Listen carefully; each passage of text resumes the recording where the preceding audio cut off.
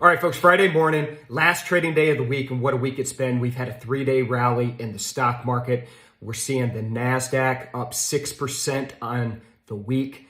Dow Jones and the S&P both up just shy of 5%. So we're seeing some big moves in stocks in a week where we've still had a lot of news coming out of Russia, Ukraine. Yes, there have been hopes for a ceasefire.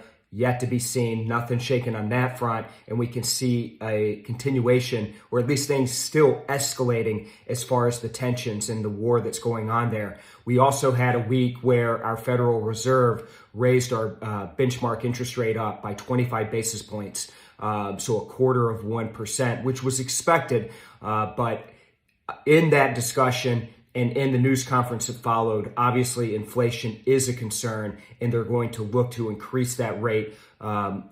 What they're expecting is 7 more rate hikes, or 7 or 8 hikes for the year, to try and get ahead of this inflation that we're seeing. So it's been a big week, a lot going on. It's obviously had a lot of impact on the market, and it's created a lot of volatility. Looking at today, heading into the open, again, we're seeing stock market, bit of a pullback from the strength that we've seen over the past couple of days. So Dow Jones, S&P, Nasdaq, all trading lower by about 0.5%.